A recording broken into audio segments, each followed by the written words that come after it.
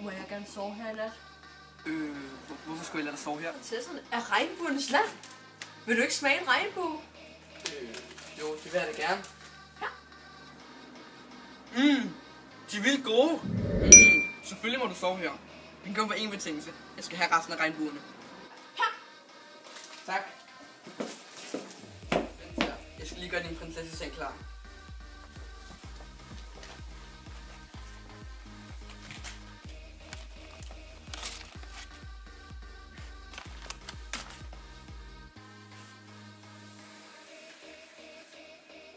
Vi skal sove her.